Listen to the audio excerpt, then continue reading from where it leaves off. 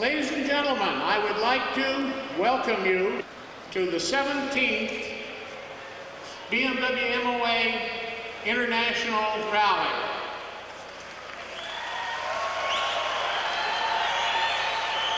And I have the distinct pleasure for the first time of welcoming over 7,000 of you.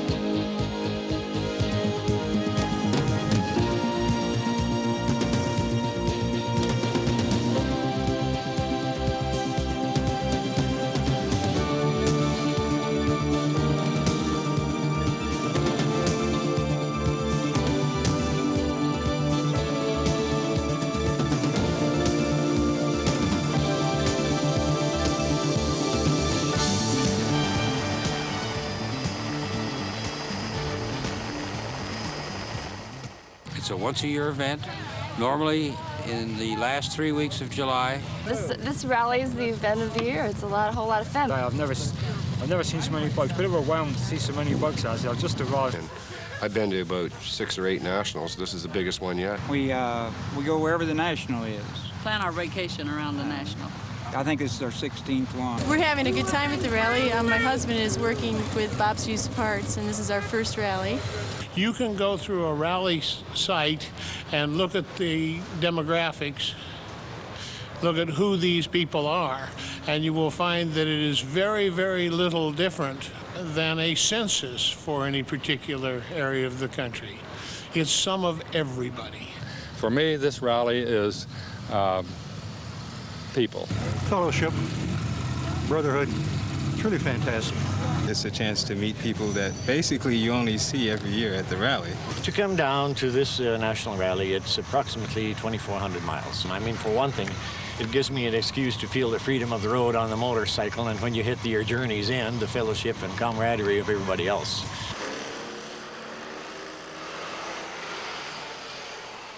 You know, we, and when I say we, I mean BMW motorcycle owners, hold this rally someplace different every year. And one of the reasons I come down is that we do everything ourselves. I mean, it's all volunteers. It's a very independent, democratic type organization.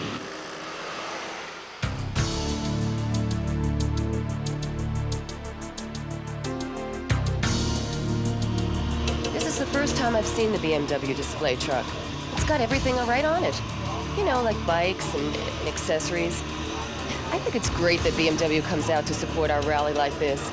And it shows they care about their owners.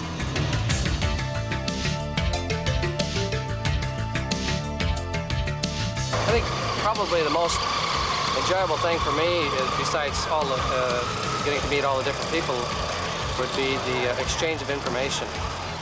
What's new, what isn't. Technical seminars on maintenance and repair run all day long, and you're lucky to get a seat. Both our own tech people and BMW of North America reps pass along all sorts of information. Some people have to use it sooner than they'd like to. At most rallies, we get the BMW dealer to set up on site. I had the dealer service my bike for the ride home because I'd rather spend my time walking around the rally site than changing my oil. Being a mechanic, I can see when something's going to be made to last or this is not good because I appreciate mechanical things and quality engineering. That's the reason I'm on a BMW. I like it. Okay. Well, what I love the most is hearing the engines, which you can hear now in the background. All day, all night. I don't know many other women that can say that, you know, they just love the sound of the engine.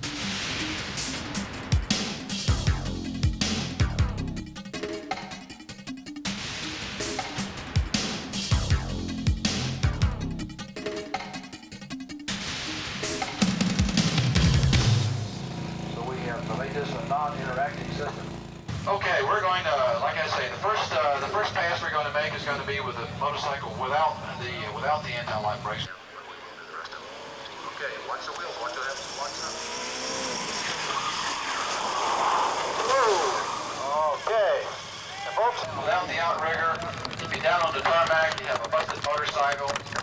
leathers, we don't know what else goes into the area with the empty to lock the brakes up. So here we go. This is the anti-lock braking system demonstration with the K100LT, the full touring motorcycle.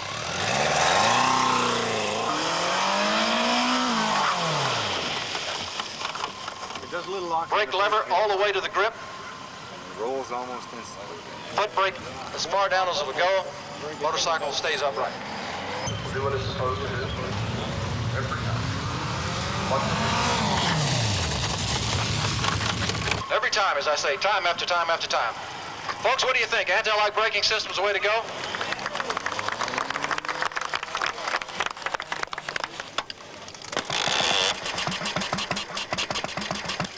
What year is it? 1931, R2/1.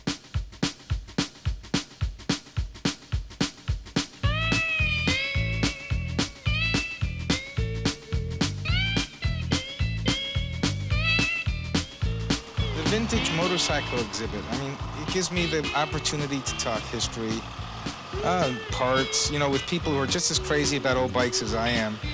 I mean, you can see the whole evolutionary process in research, engineering, and manufacturing from the 20s to today driving by you at this rally.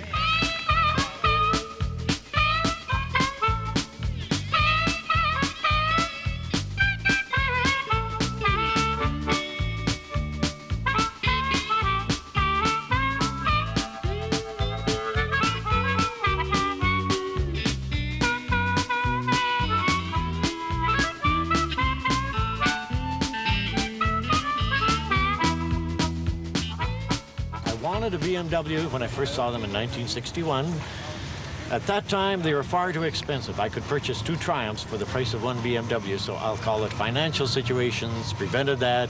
Finally, when I became wealthy, I purchased this old one in '84.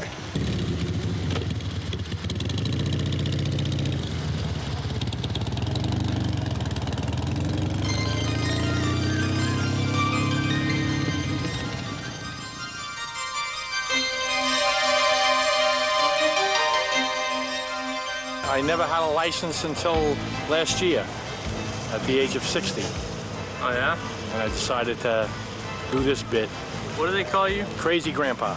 I wiped out once in Romania, spent 3 days on the side of the road, and I was advised to burn my bike up because I couldn't get it out of the country. A lot of people think you're pretty dumb to get on 2 wheels and be out there and totally vulnerable. So there's kind of a spirit of it's us against the world type of thing. Most of us have taken safety classes, dress very safely. I think the average BMW motorcyclist is far more likely than maybe the average motorcyclist to be wearing leathers, to be wearing boots, to be wearing safety gear, helmets, etc.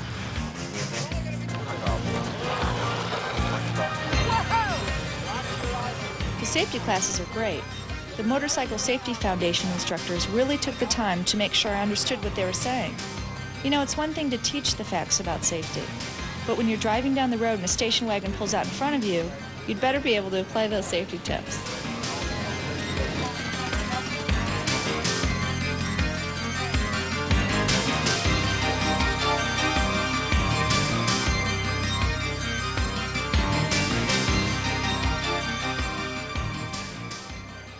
What's so great about the vendor area at this rally is that it offers such a large concentration of motorcycle stuff all in the same place.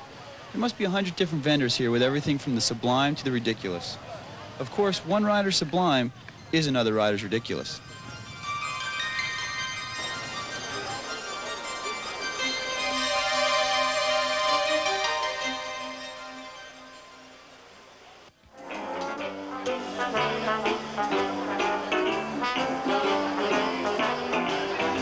It's great to be able to sit back and unwind over a couple of brews or a big orange after a full day. The entertainment's great, and my friends and I got a real kick out of High Bice and the Bice Squad this time. He's one of our club members, you know.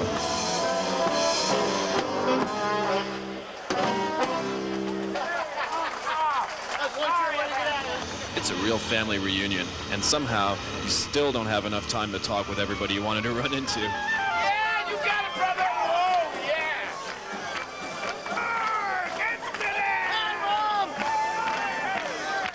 Dum dum dum dum dum dum.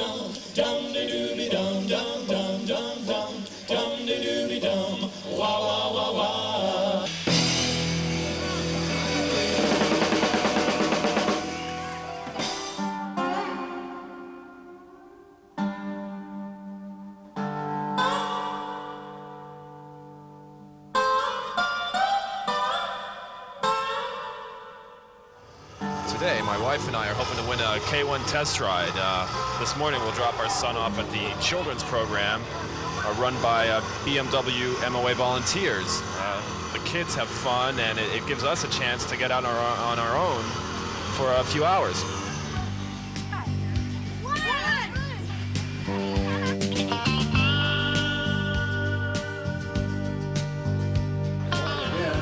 As I mentioned a minute ago, we're going to make a drawing. 9 test rides in the K1. We'd like everyone who has a little green slip still in their pocket to put it in the box.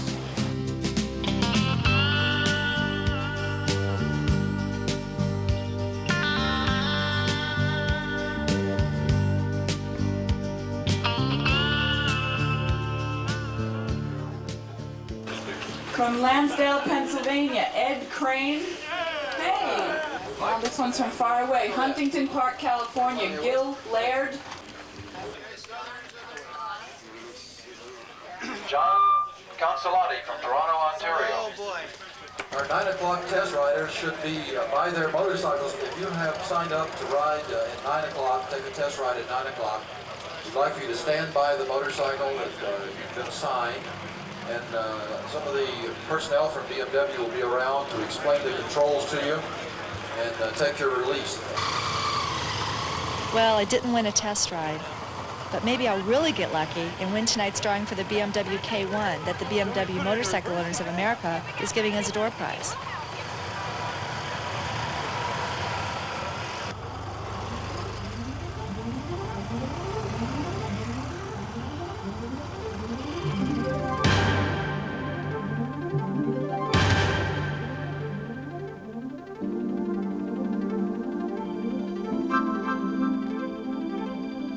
I think there's a certain freedom with riding a motorcycle, not being caged up, if you would permit me to use that term, in an automobile, looking at the world through a piece of plate glass. You're in the air, you're in the wind, you smell the trees as you pass them, and you feel the temperature changes in the valley and in the peaks, and the things that it's a completely different feeling.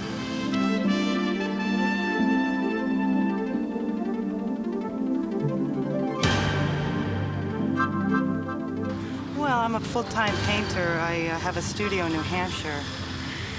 And since we've been touring, the visual information that comes in from riding a bike has really overwhelmed me. And I started to do landscapes because there was so much information. And now, the last few years, I've been abstracting these landscapes to capture the motion, the speed, the quickness of the visual input that happens on a motorcycle.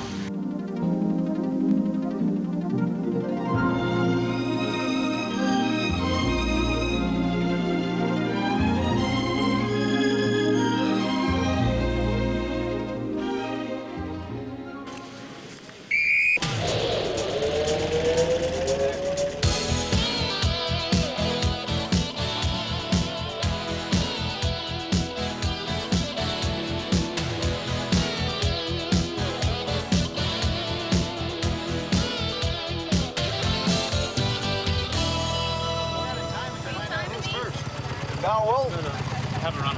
Yeah, then we'll 3 heats and then final run. Right, 1, 2, and 3. Go down and wait. They're going to call you the 3rd time. 63 is my grandson. Okay.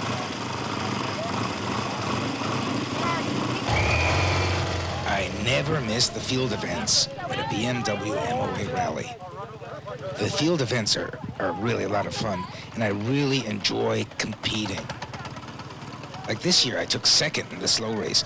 I mean, the object is to take the longest time possible between the start and the finish lines without going out of your lane or touching your feet to the ground.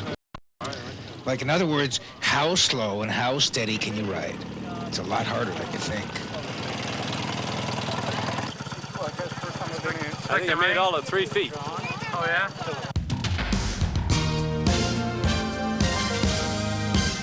I want to tell everybody, first of all, that I think I can speak for my staff when I say that we have had a great time here for a few days. We really have. It's been a great pleasure to be in York. I want to turn this over now to Hans Kudella. The great thing about BMW MOA rallies is that the club member volunteers who puts this thing on, and there are over 800 of them, think of everything to make things really easy and enjoyable for the rally goers. Ladies and gentlemen, I will not make a long speech. I would just like to tell you that I am very happy to be with you, and I bring to you the wishes and greetings of the management of BMW North America and of our motorcycle people in Munich and Berlin. It's unfortunate, but bikers do not have the greatest reputation over the world. There are so few motorcyclists now who are like that, and most of the ones who were in that image, self-made, are pretty old. I mean, they're seriously aging. These fellows with their BMWs are very nice, very easy to get along with. The town was nothing but BMW motorcycles everywhere you looked. They lost their parking places, their restaurants were full of bikers, but they enjoyed us. We have letters asking us to come back. They can hardly wait for us to return. I think we are all ambassadors of